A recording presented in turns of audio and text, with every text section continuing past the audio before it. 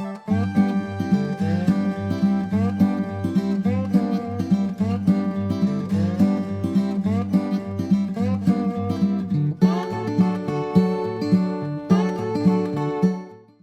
માતાજી મિત્રો, કેમ છો બધા? હું છું અનિતાબેન ગોંડલિયા, રાજકોટથી મારી યુટ્યુબ ચેનલ વનીની વાનગીમાં તમારું સ્વાગત કરું છું।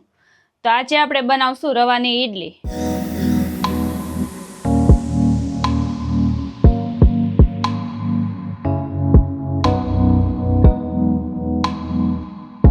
જો આ વિડીયો તમે પહેલી વાર જોતા હોય તો મારી ચેનલને હજી સુધી સબસ્ક્રાઈબ ન કરી તો સબસ્ક્રાઈબ કરજો, લાઈક કરજો અને વધુમાં વધુ શેર કરજો।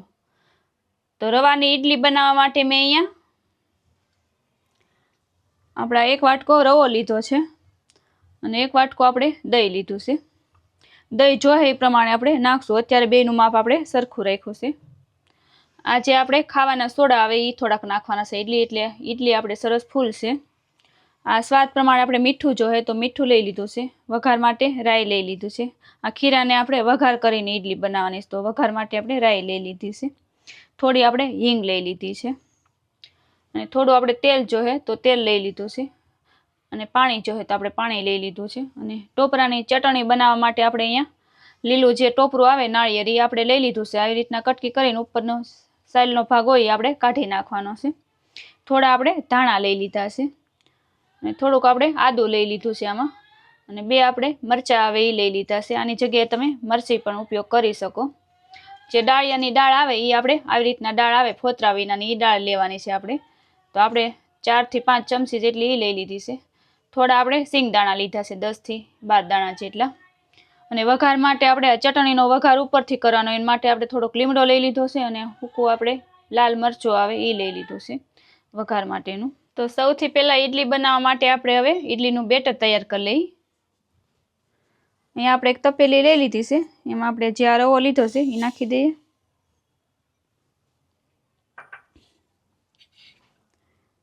હવે આપણે આ દહીં લીધું છે, થોડું દહીં પહેલાં નાખીને આપણે મિક્સ કરી લઈએ।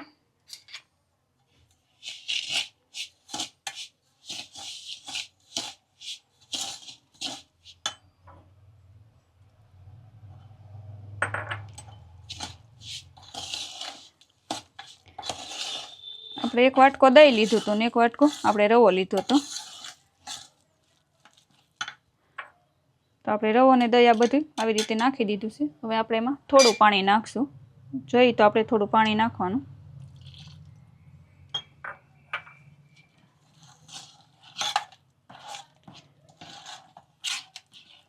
આવી રીતે આપણે મિક્સ કરી લઈએ।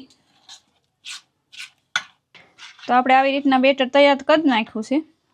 થોડું આપણે પાણીની જરૂર પડી હતી તો આપણે પાણી નાખ્યું છે। બહુ જાડું નહીં બહુ પાતળું નહીં, આપણે આવી રીતના રાખવાનું છે। હવે આપણે આને 10 મિનિટ માટે ઢાંકીને મૂકી દેવાનું છે। પછી ખાવાના સોડા અને મીઠું ને ઉપરથી વઘાર કરવાનું છે આપણે પછી બધું। હવે આને 10 મિનિટ માટે આપણે ઢાંકીને મૂકી દઈએ એટલે આપણો રવો સરસ ફૂલી જાય। તો આપણે બેટર તૈયાર કરીને આપણે 10 મિનિટ માટે રહેવા દીધું છે। ત્યાં સુધીમાં આપણે ટોપરાની ચટણી તૈયાર કરી લઈએ। આપણે એને મિક્સર જારમાં ક્રશ કરવાની છે।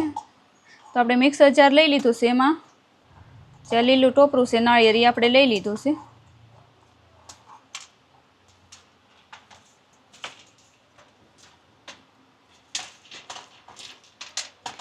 સિંગદાણા લીધા છે નાખી દઈ, આદું, મરચાંની કટકી કરીને આપણે રાખી છે। જે ડાળિયાની દાળ લીધી છે આપણે,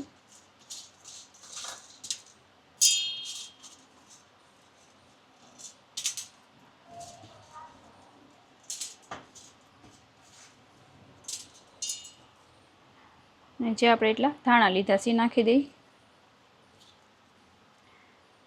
સ્વાદ પ્રમાણે આપણે મીઠું નાખવાનું છે। હવે જે આપણે આ ચટણી બનાવવા માટે લીધું હતું એ બધું આપણે મિક્સર જારમાં નાખી દીધું છે। હવે આપણે આમાં ઉપરથી થોડું દહીં નાખવાનું છે, દહીંથી આમાં ટેસ્ટ સરસ આવશે। તો આપણે 2 ચમચી આમાં દહીં નાખી દીધું છે। હવે આપણે આમાં થોડું પાણી નાખશું। હવે આપણે ઢાંકણ ઢાંકી દઈએ, મિક્સરમાં આપણે કરી લઈએ ગ્રેવી જેવું। તો આપણે ચટણી મિક્સરમાં ફેરવી લીધી છે। હવે આપણે જોઈ લઈએ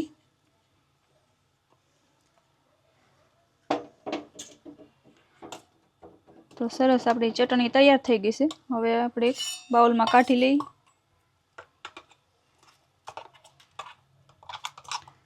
થોડું આપણે પાણી નાખ્યું હતું, થોડુંક દહીં નાખ્યું હતું, એટલે સરસ આપણે આવી રીતના થઈ ગઈ છે. બહુ આછી નથી કરી.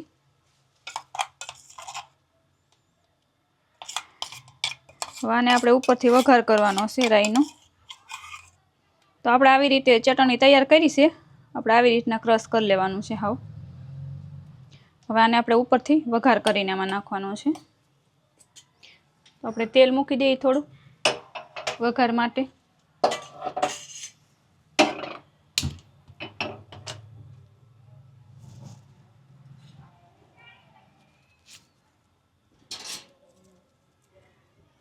તેલનું પ્રમાણ આપણે ઓછું રાખવાનું છે. આપણે 2 ચમચી તેલ લીધું છે.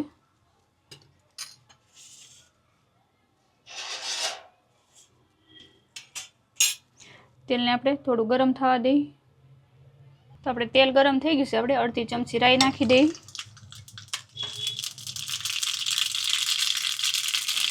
થોડી આપણે હિંગ નાખી દઈએ. થોડા આપણે લીમડાના પાન, જ્યાં હુકું મરચું આવી આપણે થોડું નાખી દઈએ. હવે આપણે ગેસ બંધ કરી દઈએ. હવે આપણે વઘારામાં નાખી દેવાનું.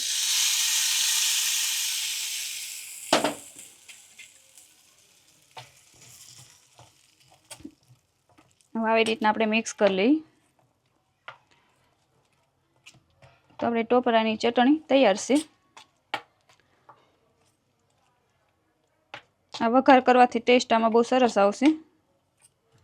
તો આપણે આવી રીતના વઘાર કરી લીધો હશે. તો આપણે આને સાઈડમાં રાખી દેવી. તો આપણે 10 થી 15 મિનિટ જેવું થઈ ગયું છે. તો આપણે આ જોઈ લઈએ.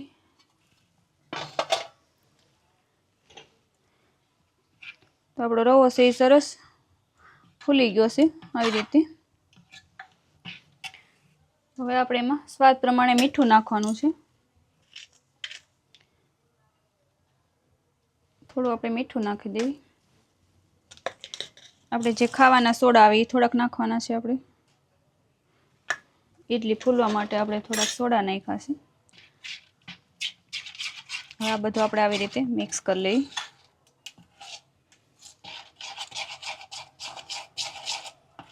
આપણે બાળકો ભણવા જતા હોય ને આપણે નાસ્તામાં દેવી હોય તો આ ઇડલી ફટાફટ બની જાય.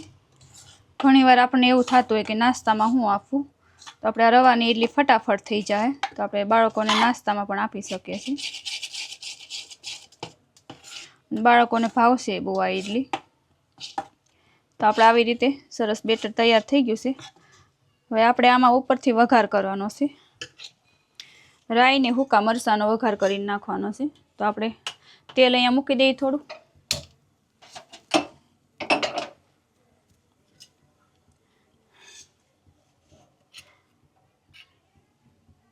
આ વઘાર કરીને આપણે ઇડલી બનાવશું એટલે ખાવામાં પણ બહુ સરસ લાગશે આ ઇડલી. આપણે અહીંયા 3 ચમચી તેલ મૂકી દીધું છે. તેલને આપણે ગરમ થવા દઈએ.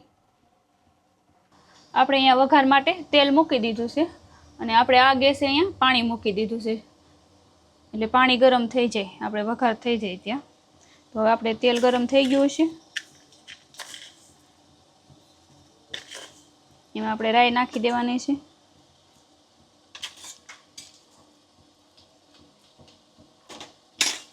રાઈને આપણે ફૂટવા દઈએ. જે આપણે હુકર લાલ મરચું આવે એને આપણે આવી રીતના કટકા કરીને લીધા છે, પણ આમાં નાખી દેવાના છે.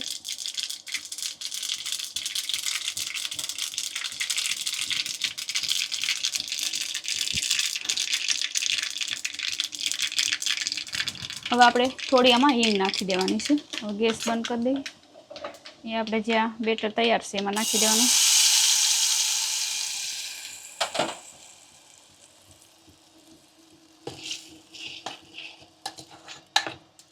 આપણે આવી રીતે મિક્સ કરી લઈએ. તો આપણે સરસ બેટર તૈયાર થઈ ગયું છે. પાણી પણ આપણે ગરમ થઈ ગયું છે. હવે આપણે ઇડલી બનાવવા માટે મૂકી દઈએ. તો આપણે બેટર તૈયાર થઈ ગયું છે. હવે આપણે જ્યાં ઢોકળિયામાં ઇડલીની જે ડીશો આવે એમાં આપણે આવી રીતે તેલ લગાવી લેવી. પાણી પણ આપણે ગરમ થઈ ગયું છે આવી રીતે આપણે તેલ લગાવી લેવી ડીશોમાં, એટલે ઈડલી આપણે સરસ ઉઠલી જાય, નકર ચોટી જાય નીચે આપણે તેલ ન લગાવ્યું હોય તો.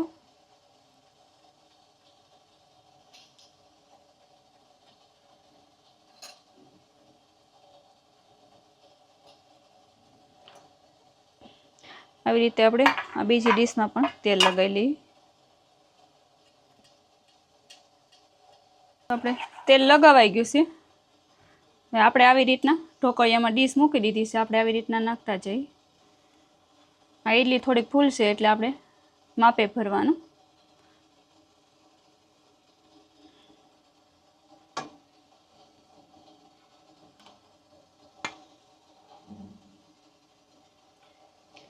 આપણે આવી રીતે ભરી લઈએ 2 ડીશ. બીજી પણ આપણે આ રીતે ભરી લેવાની છે.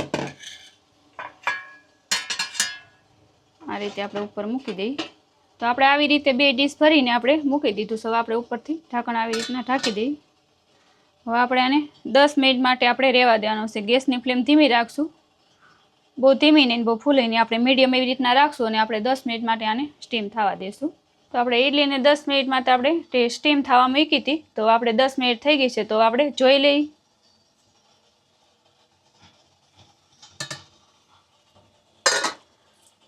આપણે સરસ ફૂલી છે ઈડલી. હવે આપણે આવી રીતના શેક કરી લેવાનું, સરી નાખી. આપણે સરસ થઈ ગઈ છે આવી રીતે. તો આને આપણે બહાર કાઢી લઈએ.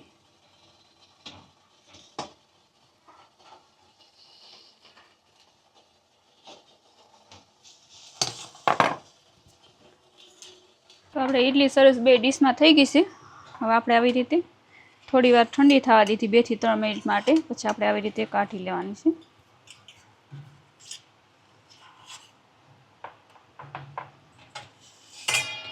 આવી રીતે આપણે થાળીમાં બધી કાઢી લઈએ.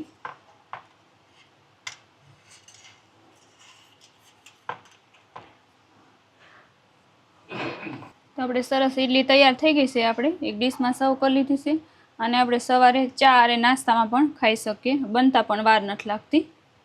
જો તમને મારી આ રેસીપી પસંદ આવી તો મારી ચેનલને લાઇક કરજો, શેર કરજો અને સબસ્ક્રાઈબ કરજો અને બેલ આઇકન દબાવવાનું ભૂલતા નહીં, જેથી કરીને મારા નવા વિડીયોનું નોટિફિકેશન સૌથી પહેલાં તમને મળે.